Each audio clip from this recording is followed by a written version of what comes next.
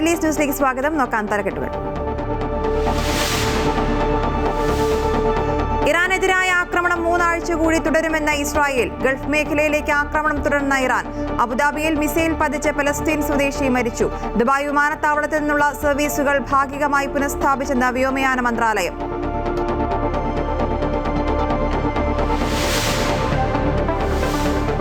സംസ്ഥാനത്ത് തിരഞ്ഞെടുപ്പ് ചിത്രം തെളിയുന്നു. 47 സ്ഥാനാർത്ഥികളെ പ്രഖ്യാപിച്ച BJP. സംസ്ഥാന അധ്യക്ഷൻ രാജീവ് ചന്ദ്രശേഖർ നേമത്തും കെ സുരേന്ദ്രൻ മഞ്ചേശ്വരത്തും മത്സരിക്കും. വട്ടിയൂർക്കാവിൽ R ശ്രീലേഖ, കഴക്കൂട്ടത്ത് V മുരളീധരൻ, തിരുവല്ലയിൽ അനൂപ് ആന്റണി, പാലക്കാട് ശോഭ സുരേന്ദ്രൻ, പൂഞ്ഞാറിൽ PC ജോർജും പാലായിൽ ഷോൺ ജോർജും മത്സരിക്കും.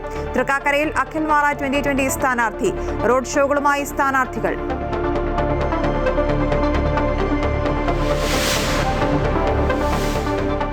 കണ്ണൂരിൽ CPM-ന് തിരിച്ചടി. ജില്ലാ സെക്രട്ടേറിയറ്റ് അംഗം TK ഗോവിന്ദൻ പാർട്ടി വിട്ടു. PK ശ്യാമളയ്ക്കെതിരെ UDF പിന്തുണയോടെ സ്വതന്ത്രനായി മത്സരിക്കും. പാർട്ടിക്ക് ധാർമ്മികത നഷ്ടമായെന്നും MV ഗോവിന്ദൻ അഴിമതി നടത്തിയെന്നും TK ഗോവിന്ദൻ. പയ്യന്നൂരിൽ സ്വതന്ത്രനായി കുഞ്ഞികൃഷ്ണനും മത്സരരംഗത്ത്. TK Govindan വർഗവഞ്ചകനെന്ന് CPM. CPI വിട്ട CC Mukundan MLA നാട്ടികയിൽ BJP സ്ഥാനാർത്ഥിയാകും. Mukundan BJP അംഗത്വം സ്വീകരിച്ചത് തൃശൂർ ജില്ലാ കമ്മിറ്റി ഓഫീസിലെത്തി.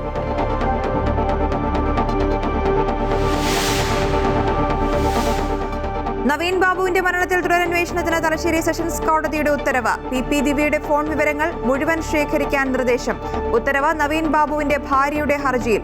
ആശ്വാസവിധിയെന്ന് കുടുംബം. ഈ വർഷത്തെ മികച്ച നടനുള്ള ഓസ്കാർ പുരസ്കാരം മൈക്കൽ B ജോർദാന്. ജസ്ലി ബക്ലി മികച്ച നടി. തോമസ് ആൻഡേഴ്സൺ മികച്ച സംവിധായകൻ. പുതുചരിത്രം കുറിച്ച ഓട്ടം ദുറാൾഡ് ആർക്കപ്പോ മികച്ച ഛായാഗ്രഹണത്തിനുള്ള പുരസ്കാരം സ്വന്തമാക്കുന്ന ആദ്യ വനിതയായി.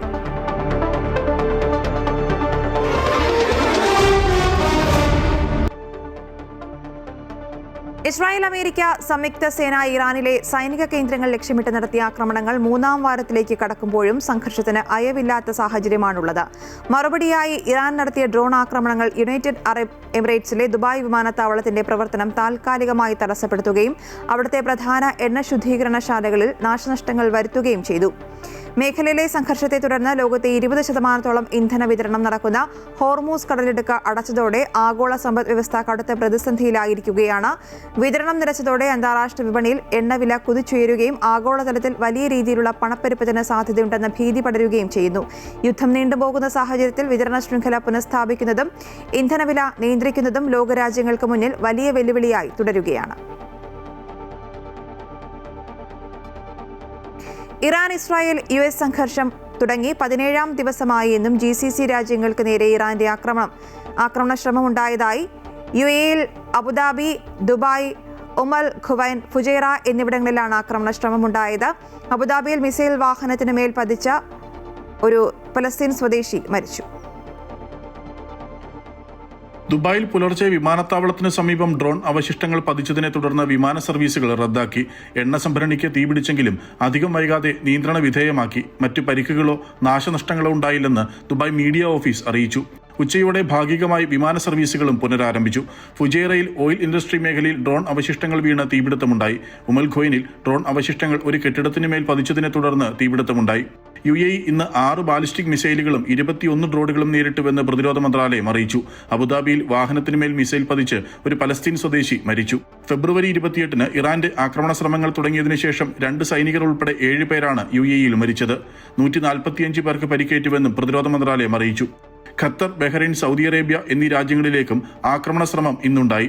UAE president Sheikh Mohammed bin Zayed Al Nahyan Saudi കിരീടാവകാശിയും പ്രധാനമന്ത്രിയുമായ മുഹമ്മദ് ബിൻ സൽമാനുമായി ടെലിഫോണിൽ സംസാരിച്ചു.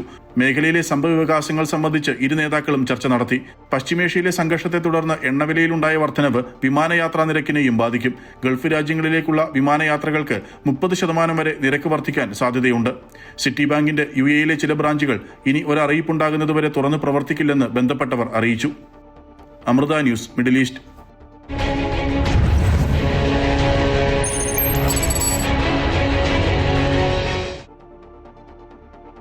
തെരഞ്ഞെടുപ്പ് അംഗത്തിനൊരുങ്ങി BJP. നിയമസഭാ തെരഞ്ഞെടുപ്പിനുള്ള ആദ്യഘട്ട സ്ഥാനാർത്ഥി പട്ടിക പ്രഖ്യാപിച്ചു.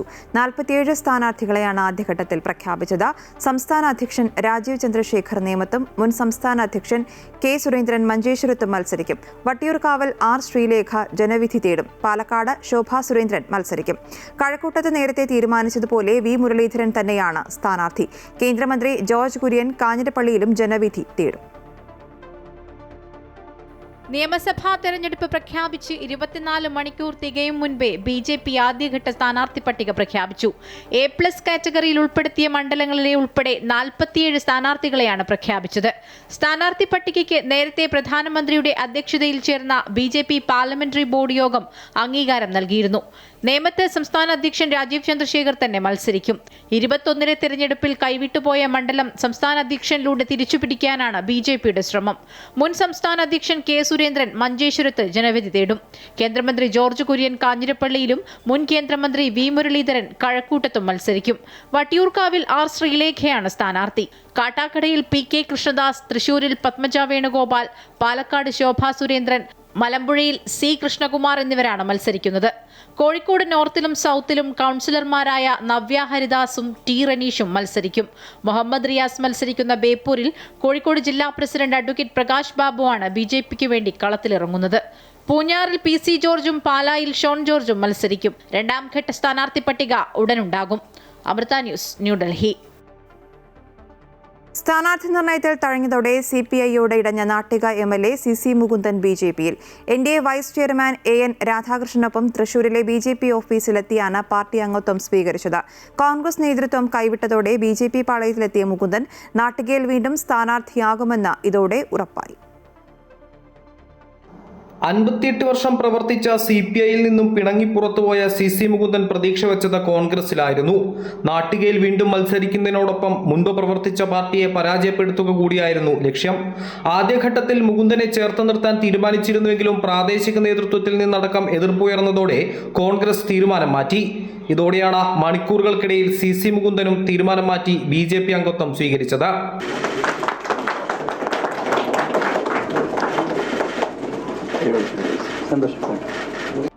CPI പുറത്താക്കിയതിന് പിന്നാലെ കോൺഗ്രസ് നേതാക്കൾക്കൊപ്പം BJPയും മുകുന്ദനുമായി സമാന്തര ചർച്ച നടത്തിയിരുന്നു. എന്നാൽ അങ്ങോട്ടേക്കില്ലെന്ന് ആദ്യം പ്രഖ്യാപിച്ച മുകുന്ദൻ കോൺഗ്രസ് തഴഞ്ഞതോടെ മാറി ചിന്തിച്ചു. അടുത്തിടെ CPIയിൽ നിന്നും BJPയിൽ ചേക്കേറിയ വൈക്കം മുൻ MLA K. അജിത്താണ് അന്തിക്കാട്ടെ വീട്ടിലെത്തി മുകുന്ദനുമായി നേരിട്ട് ചർച്ച നടത്തിയത്. ഇതിനിടയിൽ സംസ്ഥാന ജില്ലാ നേതാക്കളും സമാന്തര നീക്കം നടത്തി. ഇതോടെയാണ് ഇന്നുച്ചയ്ക്ക് മുകുന്ദൻ BJP ഓഫീസിലെത്തിയതും നിലപാട് പ്രഖ്യാപിച്ചതും.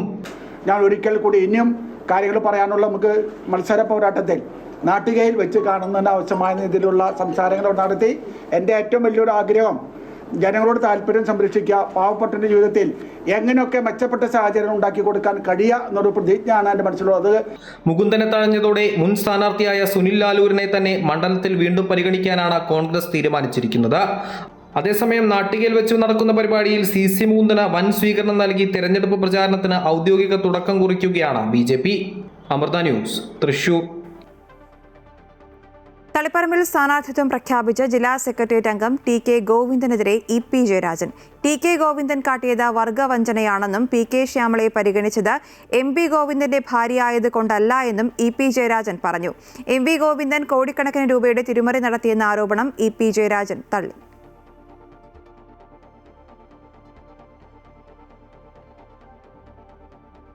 സാധാരണഗതിയിൽ തെരഞ്ഞെടുപ്പൊക്കെ വരുമ്പോൾ ഇത്തരം ചില പ്രശ്നങ്ങൾ ഉയർന്നു വരും.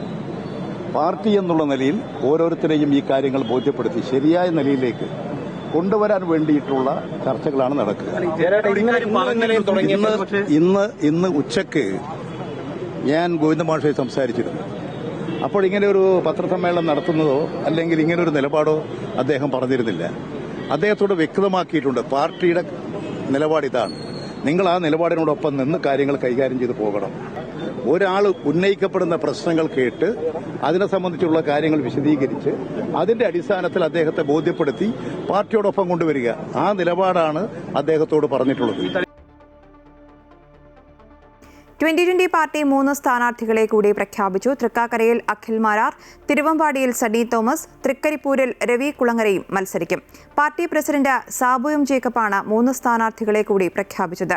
NCP അജിത് പവാർ വിഭാഗം കാസർഗോഡ് ജില്ലാ മുൻ പ്രസിഡന്റും സംസ്ഥാന ജനറൽ സെക്രട്ടറിയുമായിരുന്നു രവി കുളങ്ങര. സണ്ണി തോമസ് നിലവിൽ 2020 പാർട്ടിയുടെ മലബാർ മേഖലാ കോർഡിനേറ്ററാണ്.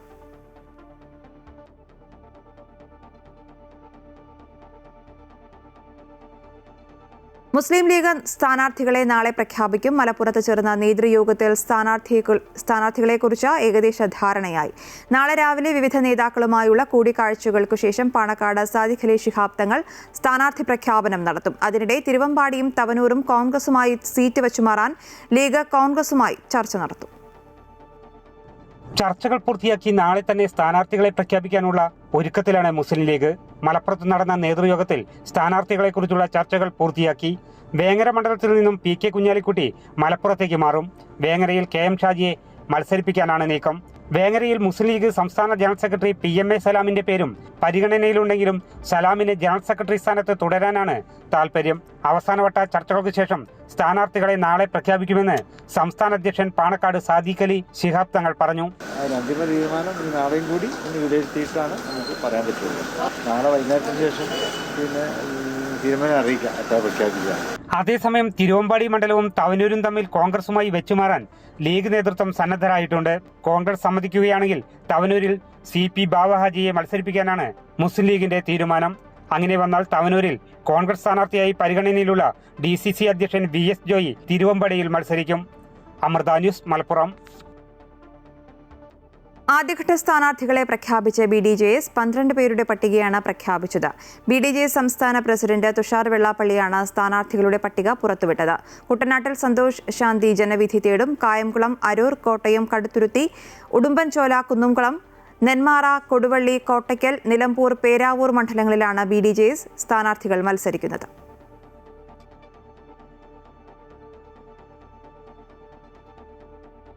പാലായിൽ ജോസ് കെ മാണി സ്ഥാനാർത്ഥിയാകും. കേരള കോൺഗ്രസ് M പ്രസിദ്ധീകരിച്ച സ്ഥാനാർത്ഥി പട്ടികയിലാണ് ജോസ് കെ മാണി ഉൾപ്പെടെ 12 സ്ഥാനാർത്ഥികളുടെ പേര് പുറത്തുവിട്ടത്. രാജ്യസഭ MP കൂടിയായ ജോസ് കെ മാണി നിയമസഭാ തെരഞ്ഞെടുപ്പിൽ പാലായിൽ വീണ്ടും സ്ഥാനാർത്ഥിയാകുമോ എന്നത് സംബന്ധിച്ച അഭ്യൂഹങ്ങൾക്ക് വിരാമം ഇട്ടുകൊണ്ടാണ് കേരള കോൺഗ്രസ് M സ്ഥാനാർത്ഥി പട്ടിക പുറത്തു വന്നിരിക്കുന്നത്. ഇതിൽ ഒന്നാമതായാണ് ചെയർമാൻ ജോസ് കെ മാണിയുടെ പേരുള്ളത്. പാലായിൽ UDF സ്ഥാനാർത്ഥിയായ മാണി സി കാപ്പനും NDA സ്ഥാനാർത്ഥിയായി അഡ്വക്കേറ്റ് ഷോൺ ജോർജും മത്സര രംഗത്തുണ്ട്. ജോസ് കെ മാണി കൂടി എത്തുന്നതോടെ പാലായിൽ ശക്തമായ ത്രികോണ മത്സരത്തിനാണ് കളമൊരുങ്ങുന്നത്. കഴിഞ്ഞ നിയമസഭാ തിരഞ്ഞെടുപ്പിൽ ജോസ് കെ മാണിയും മാണി സി കാപ്പനും നേരിട്ട് ഏറ്റുമുട്ടിയപ്പോൾ 15,000-ൽ പരം വോട്ടുകൾക്കായിരുന്നു മാണി സി കാപ്പന്റെ വിജയം. എന്നാൽ ഇത്തവണ പാലാ വീണ്ടെടുക്കാമെന്ന ആത്മവിശ്വാസത്തിലാണ് ജോസ് കെ മാണിയും കേരള കോൺഗ്രസ് എമ്മും. വികസന വിഷയങ്ങൾ ചർച്ചയാക്കി ഉയർത്തിക്കൊണ്ടുവരാനാവും ജോസ് കെ മാണി ഇവിടെ ശ്രമിക്കുക. കേരള കോൺഗ്രസ് M പുറത്തിറക്കിയ സ്ഥാനാർത്ഥി പട്ടികയിൽ രണ്ടാമത് നിലവിലെ മന്ത്രിയും ഇടുക്കി മണ്ഡലത്തിലെ സ്ഥാനാർത്ഥിയുമായ റോഷി അഗസ്റ്റിനും പിന്നാലെ മറ്റ് 4 MLA-മാരുമുണ്ട്. കാഞ്ഞിരപ്പള്ളിയിൽ ഡോക്ടർ N ജയരാജ്, ചങ്ങനാശ്ശേരിയിൽ അഡ്വക്കേറ്റ് ജോബ് മൈക്കിൾ, പൂഞ്ഞാറിൽ സെബാസ്റ്റ്യൻ കൊളത്തുങ്കൽ, ചാലക്കുടിയിൽ ബിജു ചിറയത്ത്, റാന്നിയിൽ പ്രമോദ് നാരായണൻ, തൊടുപുഴയിൽ സിറിയക് ചാഴികാടൻ, പിറവത്ത് സാബു K ജേക്കബ്, ഇരിക്കൂറിൽ മാത്യു കുന്നപ്പള്ളി, കടുത്തുരുത്തിയിൽ നിർമ്മല ജിമ്മി, പെരുമ്പാവൂരിൽ ബേസിൽ പോൾ എന്നിവരാണ് സ്ഥാനാർത്ഥികൾ. കേരള കോൺഗ്രസ് M വേണ്ടി ഒരു വനിതാ സ്ഥാനാർത്ഥിയായി എത്തുന്നു എന്നതും ശ്രദ്ധേയമാണ്. മുൻ ജില്ലാ പഞ്ചായത്ത് പ്രസിഡന്റ് കൂടിയാണ് കടുത്തുരുത്തിയിൽ മത്സരിക്കുന്ന നിർമ്മല ജിമ്മി. തൊടുപുഴയിൽ മത്സരിക്കുന്ന Cyriac Chazhikadan youth front M സംസ്ഥാന പ്രസിഡന്റാണ്. ഏതായാലും കേരള കോൺഗ്രസ് M സ്ഥാനാർത്ഥി പട്ടിക കൂടി പുറത്തു വന്നതോടെ കോട്ടയം ജില്ലയിൽ ഇടതുപക്ഷത്തിന്റെ മത്സരചിത്രം വ്യക്തമായിരിക്കുകയാണ്. അമൃത ന്യൂസ്, കോട്ടയം. റമദാൻ 29 അഥവാ മാർച്ച് 18 വൈകുന്നേരം ഷവാൽ മാസപ്പിറവി നിരീക്ഷിക്കാൻ സൗദി സുപ്രീം കോടതി ആവശ്യപ്പെട്ടു. കഴിഞ്ഞ ഫെബ്രുവരി 18 ബുധനാഴ്ചയായിരുന്നു റമദാൻ 1. അതനുസരിച്ച് ബുധനാഴ്ച റമദാൻ 29 പൂർത്തിയാകും. നഗ്നനേത്രങ്ങൾ, ടെലിസ്കോപ്പ് എന്നിവ വഴി മാസപ്പിറവി നിരീക്ഷിക്കുന്നവർ ഏറ്റവും അടുത്ത കോടതിയിൽ റിപ്പോർട്ട് ചെയ്യണം.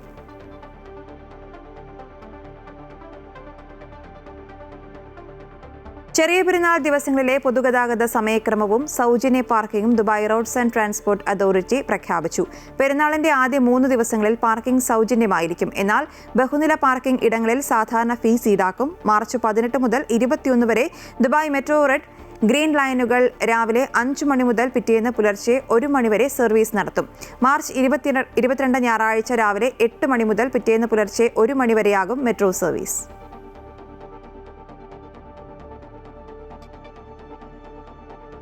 ജിദ ഫൈസലയിലെ മഹ്മൂദ് സൗദ് സൂക്കിലെ തുറസായ ഹാളിൽ സംഘടിപ്പിച്ച കലാരത്ന ഡാൻസ് ഗ്രൂപ്പ് ജിദ്ദയുടെ ഇഫ്താർ സംഗമം ശ്രദ്ധേയമായി. മുഖ്യ കോർഡിനേറ്റർ ശ്രീത അനിൽകുമാർ അധ്യക്ഷത വഹിച്ചു. ജിദ്ദയിലെ പ്രശസ്ത ഗായകൻ ജമാൽ പാഷ പരിപാടി ഉദ്ഘാടനം ചെയ്തു. ലൈലത്തുൽ ഖദ്റിന്റെ വരവിനെ സ്വാഗതം ചെയ്ത ഗായകൻ നൂഹ് ഭീമാപ്പള്ളി ആലപിച്ച ഗാനം ഹൃദ്യമായി. ചടങ്ങിനോടനുബന്ധിച്ച് കീർത്തന സുമേഷ് വരച്ച ആരാധ്യ ഷിനോജിന്റെ വാട്ടർ കളർ പെയിന്റിംഗ് ഫോട്ടോ കൈമാറി. റീത്ത നവാസ് ഭീമാപ്പള്ളി, നീതു, സുമയ, പൗർണമി ടീച്ചർ, അനിൽകുമാർ എന്നിവർ സംസാരിച്ചു. മേഖലയിൽ രൂപപ്പെട്ട കടുത്ത സംഘർഷങ്ങൾക്കിടയിലും കടബാധിതർക്ക് സഹായമായി കുവൈറ്റ്. സാമ്പത്തിക ബുദ്ധിമുട്ടിലായവരുടെ കടങ്ങൾ വീട്ടുന്നതിനുള്ള പ്രചാരണ പരിപാടി ആരംഭിച്ചുകൊണ്ടാണ് കുവൈറ്റ് മാതൃകയാകുന്നത്. പ്രചാരണ പരിപാടി തിങ്കളാഴ്ച അർദ്ധരാത്രി വരെ തുടരുമെന്ന് നീതിന്യായ മന്ത്രി നാസർ അൽ സുമൈദ് വ്യക്തമാക്കി. വിശുദ്ധ മാസത്തിലെ അനുഗ്രഹീത ദിവസങ്ങളിൽ കടബാധ്യത അനുഭവിക്കുന്നവരുടെ കഷ്ടപ്പാടുകൾ ലഘൂകരിക്കുക എന്നതാണ് ഈ ക്യാമ്പയിൻ വഴി ലക്ഷ്യമിടുന്നതെന്ന് അദ്ദേഹം അറിയിച്ചു. സാമ്പത്തിക ബുദ്ധിമുട്ടിലായവരുടെ കടങ്ങൾ സക്കാത്ത് ഫണ്ടുകൾ ഉപയോഗിച്ച് വീട്ടുന്നത് അനുവദനീയമാണെന്നും അദ്ദേഹം ഊന്നി പറഞ്ഞു. അതേസമയം ക്യാമ്പയിനിൽ public authority for minors affairs 5 ലക്ഷം ദിനാർ സംഭാവന ചെയ്യുന്നതായി director general Alia al Saqar അറിയിച്ചു. എല്ലാവരുടെയും പങ്കാളിത്തം ആവശ്യമുള്ള മതപരമായ കടമയാണ് ഇതെന്നും അദ്ദേഹം അഭിപ്രായപ്പെട്ടു. സൗദി അറേബ്യക്കെതിരായ ന്യായീകരിക്കാനാകാത്ത ഇറാൻ ആക്രമണങ്ങളെ ചെറുക്കുന്നതിൽ സായുധ സേനാ പ്രതിരോധ സംവിധാനങ്ങളുടെ പ്രകടനത്തിൽ സൗദി പ്രതിരോധ മന്ത്രി ഖാലിദ് ബിൻ സൽമാൻ രാജകുമാരൻ അഭിമാനം പ്രകടിപ്പിച്ചു. സൗദി സായുധ സേനയിലെ എല്ലാ ശാഖകളിലെയും ഉദ്യോഗസ്ഥരുടെ വീരോചിതമായ പ്രകടനത്തിൽ അഭിമാനിക്കുന്നു. മാതൃരാജ്യത്തെ സംരക്ഷിക്കാനും സ്വദേശികളുടെയും പ്രവാസികളുടെയും സുരക്ഷ സംരക്ഷിക്കാനും അന്യായമായ ഇറാൻ ആക്രമണത്തെ ചെറുക്കുന്നതിലൂടെ രാജ്യത്തിന്റെ വിഭവങ്ങളും നേട്ടങ്ങളും സംരക്ഷിക്കുവാനുമുള്ള അവരുടെ ഉയർന്ന കഴിവിലും അഭിമാനിക്കുന്നുവെന്ന് ഖാലിദ് ബിൻ സൽമാൻ രാജകുമാരൻ തന്റെ ട്വിറ്റർ അക്കൗണ്ടിൽ എഴുതി. കുവൈത്തിൽ പ്രവാസികൾ സഹൽ ആപ്പ് വഴി താമസ മേൽവിലാസം രജിസ്റ്റർ ചെയ്യുമ്പോൾ ഇനി മുതൽ കെട്ടിട ഉടമയുടെ അനുമതിയും നിർബന്ധമായിരിക്കും. ഇതിനായി സഹൽ ആപ്പിൽ പുതിയ അപ്ഡേറ്റ് പുറത്തിറക്കിയതായി public authority for civil information പ്രഖ്യാപിച്ചു. പ്രവാസികൾ താമസ മേൽവിലാസം രജിസ്ട്രേഷൻ പ്രക്രിയ പൂർത്തിയാക്കുന്നതിന് മുൻപ് കെട്ടിട ഉടമയുടെ അനുമതി ആവശ്യമുള്ള ഒരു ഘട്ടം കൂടിയാണ് അപ്ഡേറ്റിൽ ഉൾപ്പെടുത്തിയിരിക്കുന്നത്. ഇതുപ്രകാരം താമസ മേൽവിലാസത്തിനുള്ള അപേക്ഷ സമർപ്പിക്കുമ്പോൾ കെട്ടിട ഉടമകൾക്ക് ആപ്പ് വഴി ഉടനടി അറിയിപ്പ് ലഭിക്കും. ഇതിന് കെട്ടിട ഉടമ അനുമതി നൽകിയാൽ മാത്രമേ രജിസ്ട്രേഷൻ പ്രക്രിയ പൂർത്തിയാവുകയുള്ളൂ. ഡാറ്റ കൃത്യത വർദ്ധിപ്പിക്കുന്നതിനും എല്ലാ കക്ഷികളുടെയും അവകാശങ്ങൾ സംരക്ഷിക്കുവാനുള്ള പബ്ലിക് സിവിൽ അതോറിറ്റിയുടെ ശ്രമങ്ങളുടെ ഭാഗമായാണ് ഇതെന്ന് അധികൃതർ വ്യക്തമാക്കി. കുവൈറ്റിൽ ഉയർന്ന വിലയിൽ കുടിവെള്ളം വിൽപ്പന നടത്തിയ 9 ടാങ്കർ ഉടമകൾക്കെതിരെ വാണിജ്യ വ്യവസായ മന്ത്രാലയം നടപടികൾ ആരംഭിച്ചു. സാൽമിയ, ജാബ്രിയ, അൽ റായ് എന്നിവിടങ്ങളിലെ വാട്ടർ ടാങ്കർ പാർക്കിങ്ങുകളിൽ നടത്തിയ പരിശോധനയിലാണ് നിയമലംഘനം കണ്ടെത്തിയത്. വിപണി സ്ഥിരതയും സാധനങ്ങളുടെയും സേവനങ്ങളുടെയും ലഭ്യത ഉറപ്പാക്കുന്നതിനും ഉപഭോക്തൃ അവകാശങ്ങൾ സംരക്ഷിക്കുന്നതിനും മന്ത്രാലയം പ്രതിജ്ഞാബദ്ധമാണെന്ന് അധികൃതർ അറിയിച്ചു. 25 വർഷത്തെ പ്രവാസ ജീവിതം അവസാനിപ്പിച്ച് നാട്ടിലേക്ക് പോകുന്ന വേങ്ങര മണ്ഡലം KMCC പ്രസിഡന്റ് EV അബ്ദുൽ നാസറിന് മലപ്പുറം ജില്ലാ KMCC യാത്രയയപ്പ് നൽകി. സംഘടന ഏൽപ്പിച്ച ഉത്തരവാദിത്തങ്ങൾ അത്യന്തം ആത്മാർത്ഥതയോടെയും അർപ്പണബോധത്തോടെയും നിർവഹിച്ച വ്യക്തിയാണ് EV അബ്ദുൽ നാസർ എന്ന് സംസാരിച്ചവർ പറഞ്ഞു. ചെയർമാൻ KK മുഹമ്മദ് യോഗം ഉദ്ഘാടനം ചെയ്തു. ഇസ്മായിൽ മുണ്ടുപറമ്പ് അധ്യക്ഷത വഹിച്ചു. ജില്ലാ ഭാരവാഹികളായ ഇല്യാസ് കല്ലിങ്ങൽ, നൌഫൽ ഉള്ളടൻ, അഷ്റഫ് മല്ലപ്പള്ളി, അബൂട്ടി പള്ളത്ത എന്നിവർ സംസാരിച്ചു. ജിദ ഏറനാട് മണ്ഡലം KMCC ഇഫ്താർ കുടുംബ സംഗമവും മുനീർ കുടുംബസഹായ ഫണ്ട് വിതരണവും സംഘടിപ്പിച്ചു. ഷറഫിയ അൽ റയാൻ ഓഡിറ്റോറിയത്തിൽ നടന്ന സംഗമം ജിദ മലപ്പുറം ജില്ലാ KMCC general secretary Nani Isahaq ഉദ്ഘാടനം ചെയ്തു. ജില്ലാ ഭാരവാഹികളായ Abu Kattupara, Saidalavi Puliyakkode, block panchayat member Jaleel teacher എന്നിവർ സംസാരിച്ചു. ഏറനാട് മണ്ഡലം KMCCയും കാവനൂർ പഞ്ചായത്ത് KMCCയും സംയുക്തമായി സമാഹരിച്ച മുനീർ കാവനൂർ കുടുംബസഹായ ഫണ്ട് ചെയർമാൻ K മുഹമ്മദ് മണ്ഡലം കമ്മിറ്റി സെക്രട്ടറി മൊയ്തീൻകുട്ടി കാവനൂരിന് കൈമാറി. പ്രസിഡന്റ് സുൽഫിക്കർ K അധ്യക്ഷത വഹിച്ചു. ജനറൽ സെക്രട്ടറി മൊയ്തീൻകുട്ടി കാവനൂർ സ്വാഗതവും ട്രഷറർ മൻസൂർ അരീക്കോട് നന്ദിയും പറഞ്ഞു. മണ്ഡലം പഞ്ചായത്ത് ഭാരവാഹികൾ പരിപാടിക്ക് നേതൃത്വം നൽകി. ഈ വർഷത്തെ മികച്ച നടനുള്ള ഓസ്കാർ പുരസ്കാരം മൈക്കൽ B ജോർദാന്. സിന്നേഴ്സിലെ ഇരട്ട വേഷത്തിനാണ് പുരസ്കാരം. ഹാംനൈറ്റിലെ അഭിനയത്തിന് ജസ്ലി ബക്ലി മികച്ച നടിയായി തിരഞ്ഞെടുക്കപ്പെട്ടു. വൺ ബാറ്റിൽ ആഫ്റ്റർ അനദർ എന്ന ചിത്രത്തിന്റെ സംവിധാന മികവിന് പോൾ തോമസ് ആൻഡേഴ്സൺ ഓസ്കാർ നേടി. സിന്നേഴ്സിലൂടെ മികച്ച ഛായാഗ്രഹണത്തിനുള്ള പുരസ്കാരം സ്വന്തമാക്കുന്ന ആദ്യ വനിതയായി ചരിത്രത്തിലേക്ക് കടന്നിരിക്കുകയാണ് ഓട്ടം ദുറാൾഡ് ആർക്കപ്പോ. 98ാമത് ഓസ്കർ അവാർഡിൽ മികച്ച സംവിധാനം ഉൾപ്പെടെ 5 പുരസ്കാരങ്ങളുമായി തിളങ്ങി Paul Thomas ആൻഡേഴ്സന്റെ one battle after another. മികച്ച സംവിധായകൻ, മികച്ച ചിത്രം ഉൾപ്പെടെയുള്ള പുരസ്കാരങ്ങളാണ് വൺ ബാറ്റിൽ ആഫ്റ്റർ അനദർ സ്വന്തമാക്കിയത്. സിന്നേഴ്സിലെ ഇരട്ട വേഷത്തിന് മൈക്കൽ ബി ജോർദാൻ മികച്ച നടനായും ഹാംനെറ്റിലെ അഭിനയത്തിന് ജസ്ലി ബക്ലി മികച്ച നടിയായും തിരഞ്ഞെടുക്കപ്പെട്ടു. വെപ്പൺസ് എന്ന ചിത്രത്തിലെ അഭിനയത്തിന് മുതിർന്ന നടി എമ്മി മാഡിഗൺ മികച്ച സഹനടിയായും വൺ ബാറ്റിൽ ആഫ്റ്റർ അനദറിലെ അഭിനയ മികവിന് ഷോൺ പെന്നിനെ സഹനടനായും തിരഞ്ഞെടുത്തു. ഷോൺ പെന്നിന്റെ 3ാം ഓസ്കറാണ് ഇത്. സിന്നേഴ്സിലൂടെ മികച്ച തിരക്കഥയ്ക്കുള്ള പുരസ്കാരം റയാൻ കൂഗ്ലർ സ്വന്തമാക്കി. മികച്ച അവലംബിത തിരക്കഥ പോൾ തോമസ് ആൻഡേഴ്സൺ സംവിധാനം ചെയ്ത വൺ ബാറ്റിൽ ആഫ്റ്റർ അനദറാണ്. കോസ്റ്റ്യൂമിലും മേക്കപ്പിലും മികച്ച സിനിമയ്ക്കുള്ള പുരസ്കാരം ഫ്രാങ്കൻസ്റ്റൈൻ സ്വന്തമാക്കി. കാസ്റ്റിംഗിനുള്ള പുരസ്കാരവും വൺ ബാറ്റിൽ ആഫ്റ്റർ അനദർ എന്ന ചിത്രത്തിലൂടെ കസാൻഡ്ര കുൽക്കുണ്ടീസ് നേടി. നോർവേ സിനിമയായ സെന്റിമെന്റൽ വാല്യൂ ആണ് മികച്ച വിദേശ ഭാഷാ ചിത്രം. മികച്ച ഒറിജിനൽ സോങ്ങിനുള്ള പുരസ്കാരം കെ പോപ്പ് ഡേമൺ ഹണ്ടേഴ്സിനാണ്. മികച്ച അനിമേറ്റഡ് ഹ്രസ്വ ചിത്രത്തിനുള്ള പുരസ്കാരം ദ ഗേൾ ഹൂ ക്രൈഡ് പേൾസിനാണ്. അനിമേറ്റഡ് ഫീച്ചർ സിനിമയ്ക്കുള്ള പുരസ്കാരം കെ പോപ്പ് ഡേമൺ ഹണ്ടേഴ്സ് സ്വന്തമാക്കി. വൺ ബാറ്റിൽ ആഫ്റ്റർ അനദർ എന്ന ചിത്രത്തിലെ എഡിറ്റിംഗിന് ആൻഡി ജാഗേഴ്സൺ പുരസ്കാരം നേടി. മികച്ച documentary feature film Mister Nobody against Putin നേടി. മികച്ച വിഷ്വൽ എഫക്ട്സിനുള്ള പുരസ്കാരം അവതാർ ഫയർ ആൻഡ് ആഷിനാണ്. പ്രശസ്ത ഹാസ്യനടൻ കോനൻ ഒബ്രിയാൻ തുടർച്ചയായ 2ാം വർഷവും അവാർഡ് നിശ അവതാരകനായി എത്തി. Priyanka Chopra, Robert Downey junior, an Hathway തുടങ്ങി പ്രമുഖ താരങ്ങൾ അവാർഡുകൾ സമ്മാനിക്കാനായി വേദിയിലെത്തി. പുരസ്കാരങ്ങൾ പ്രഖ്യാപിക്കുന്ന കാലിഫോർണിയയിൽ ഇറാൻ ആക്രമണം ഉണ്ടായേക്കുമെന്ന ഭീഷണിയുടെ പശ്ചാത്തലത്തിൽ കനത്ത സുരക്ഷയാണ് ഡോൾബി തിയേറ്ററിൽ ഒരുക്കിയിരുന്നത്. International desk, Amrita TV. ADM Naveen ബാബുവിന്റെ മരണത്തിൽ തുടരന്വേഷണത്തിന് ഉത്തരവിട്ട് കോടതി. PP ദിവ്യയുടെ മുഴുവൻ ഫോൺ വിവരങ്ങളും ശേഖരിക്കാൻ നിർദ്ദേശം. നവീൻ ബാബുവിന്റെ ഭാര്യ മഞ്ജുഷ നൽകിയ ഹർജിയിലാണ് തലശ്ശേരി ജില്ലാ സെഷൻസ് കോടതിയുടെ വിധി. ശരിയായ തെളിവുകൾ ശേഖരിച്ചില്ലെന്നും പ്രശാന്തനിൽ നിന്ന് കൈക്കൂലി വാങ്ങിയെന്ന് വ്യാജ കേസ് നിർമ്മിക്കുവാൻ ശ്രമിച്ചുവെന്നുമായിരുന്നു ഹർജിയിലെ വാദം. PP ദിവ്യയുടെ ഫോൺ ഫോറൻസിക് പരിശോധനയ്ക്ക് വിധേയമാക്കണമെന്നും ഹർജിയിൽ ആവശ്യപ്പെട്ടിരുന്നു. കുറ്റപത്രത്തിലെ 13 പിഴവുകൾ ചൂണ്ടിക്കാട്ടിയാണ് നവീൻ ബാബുവിന്റെ ഭാര്യ മഞ്ജുഷ കോടതിയെ സമീപിച്ചത്. അന്വേഷണ ഉദ്യോഗസ്ഥൻ പിന്നീട് CPM സ്ഥാനാർത്ഥിയായി ശ്രീകണ്ഠപുരത്ത് മത്സരിച്ചതും അന്വേഷണത്തിൽ അട്ടിമറിയുള്ളതായി സംശയിക്കുന്നുവെന്നും കോടതിയിൽ വാദമുയർന്നിരുന്നു. തലശ്ശേരി ജില്ലാ സെഷൻസ് കോടതിയാണ് ഭാഗിക തുടരന്വേഷണത്തിന് ഉത്തരവിട്ടത്. SNDP യോഗം ജനറൽ സെക്രട്ടറി സ്ഥാനത്ത് നിന്ന് അയോഗ്യനാക്കിയതിനെതിരെ അപ്പീലുമായി വെള്ളാപ്പള്ളി നടേശൻ ഹൈക്കോടതിയിൽ അപ്പീൽ നൽകി. തുടർച്ചയായി റിട്ടേൺ സമർപ്പിച്ചില്ല എന്ന സിംഗിൾ ബെഞ്ചിന്റെ കണ്ടെത്തലിൽ തെറ്റുണ്ടെന്നും അതുകൊണ്ട് അയോഗ്യത നിലനിൽക്കില്ലെന്നുമാണ് അപ്പീലിലെ വെള്ളാപ്പള്ളിയുടെ വാദം. SNDP യോഗം സംസ്ഥാനത്തിന് പുറത്തും പ്രവർത്തിക്കുന്ന കമ്പനിയാണെന്നും അപ്പീലിൽ വെള്ളാപ്പള്ളി വാദിക്കുന്നു. ദേശീയ ട്രിബ്യൂണലിന് മാത്രമാണ് കമ്പനി ഡയറക്ടർമാരെ അയോഗ്യനാക്കാൻ ആവുകയെന്നും അപ്പീലിൽ പറയുന്നുണ്ട്. ഇടുക്കിയിൽ വീണ്ടും കാട്ടാന ആക്രമണം. ചിന്നക്കനാലിൽ യുവാവിനെ കാട്ടാന തുമ്പിക്കൈ കൊണ്ട് അടിച്ചു വീഴ്ത്തി. കൃഷിയിടത്തിൽ തമ്പടിച്ചിരുന്ന കാട്ടാനയ്ക്ക് മുന്നിൽ യുവാവ് അകപ്പെടുകയായിരുന്നു. സാരമായി പരിക്കേറ്റ ചിന്നക്കനാൽ സിംഗുകണ്ടം സ്വദേശി കൊച്ചുതയ്യൽ മധുവിനെ ആശുപത്രിയിൽ പ്രവേശിപ്പിച്ചു. ശബരിമല സ്വർണ്ണക്കൊള്ളയിൽ പ്രതിയായി ജാമ്യത്തിലിറങ്ങിയ ദേവസ്വം ബോർഡ് മുൻ പ്രസിഡന്റും CPM പത്തനംതിട്ട ജില്ലാ കമ്മിറ്റി അംഗവുമായ A. പത്മകുമാറിനെ പാർട്ടിയുടെ എല്ലാ ഔദ്യോഗിക ചുമതലകളിൽ നിന്നും മാറ്റി നിർത്തി. കേന്ദ്ര കമ്മിറ്റി അംഗം ഡോക്ടർ TM തോമസ് ഐസക് പങ്കെടുത്ത പത്തനംതിട്ട ജില്ലാ സെക്രട്ടേറിയറ്റ് യോഗത്തിലാണ് തീരുമാനം. കേസിൽ പോലീസ് കുറ്റപത്രം സമർപ്പിച്ചതിനു ശേഷം മറ്റ് നടപടികളെക്കുറിച്ച് ആലോചിക്കും. പത്മകുമാറിനെതിരെ നടപടി സ്വീകരിച്ചില്ലെങ്കിൽ വരാനിരിക്കുന്ന തെരഞ്ഞെടുപ്പിൽ അത് വലിയ രാഷ്ട്രീയ തിരിച്ചടിയാകുമെന്ന് പത്തനംതിട്ട ജില്ലയിലെ ഒരു വിഭാഗം നേതാക്കൾ നിലപാടെടുത്തു. അഴിമതി ആരോപണം നിഴലിലുള്ള നേതാവിനെ സംരക്ഷിക്കുന്നത് പൊതുജന മധ്യത്തിൽ പാർട്ടിയുടെ പ്രതിച്ഛായ മോശമാക്കുമെന്ന വിലയിരുത്തലിനെ തുടർന്നാണ് ഈ അടിയന്തര നീക്കം. ശബരിമല ഉൾപ്പെടെ എന്ത് വിഷയവും തനിക്കെതിരെ രാഷ്ട്രീയ പ്രതിയോഗികൾ ഉയർത്തിയാലും കഴക്കൂട്ടത്തെ ജനങ്ങൾ ഇക്കുറിയും തന്നെ ചേർത്ത് നിർത്തുമെന്ന് മുൻ ദേവസ്വം മന്ത്രിയും LDF സ്ഥാനാർത്ഥിയുമായ കടകംപള്ളി സുരേന്ദ്രൻ അമൃത വാർത്തകളോട് പ്രതികരിച്ചു.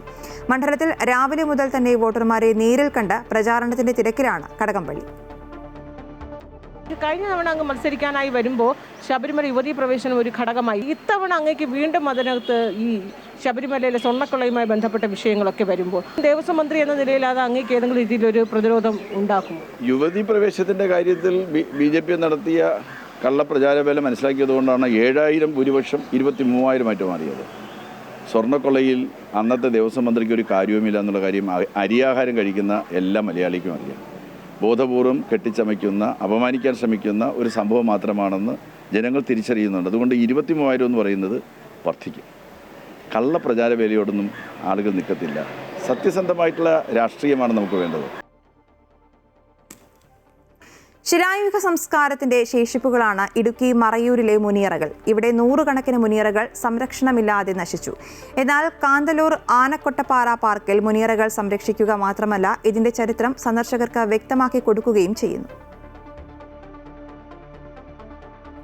ശിലായുഗ സംസ്കാരത്തിന്റെ ശേഷിപ്പുകളാണ് മുനിയറകൾ. പുരാതന ശിലായുഗത്തിന്റെ അവസാന ഘട്ടമായ മഹാശിലായുഗത്തിലെ ആളുകളെ മറവു ചെയ്ത കല്ലറകളാണ് ഇവയെന്ന് പുരാവസ്തു ശാസ്ത്രജ്ഞർ പറയുന്നു. മുനിമാർ തപസ് ചെയ്ത ഇടമാണ് മുനിയറകളെന്നും ഐതിഹ്യമുണ്ട്. 1974 മറയൂർ മുനിയറകളെക്കുറിച്ചും ഇവിടുത്തെ പ്രാചീന ഗുഹാചിത്രങ്ങളെക്കുറിച്ചും ശാസ്ത്രീയ പഠനം നടക്കുന്നത്.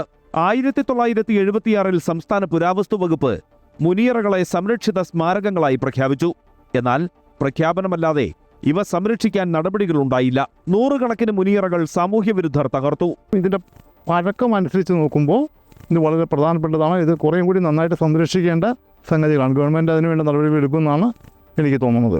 ഇപ്പോൾ ആനക്കൊട്ടപ്പാറ പാർക്കിലാണ് മുനിയറകൾ സംരക്ഷിക്കുന്നത്. നിരവധി സഞ്ചാരികൾ ഇവ കാണാനും പഠിക്കാനും എത്തുന്നു. വളരെ അതിശയമായ ഒരു കാര്യം തന്നെയാണ്. ഈ 5000 വർഷം മുതൽ 14,000 വർഷം പഴക്കമുള്ളതൊക്കെയാണ് പറയുന്നത്.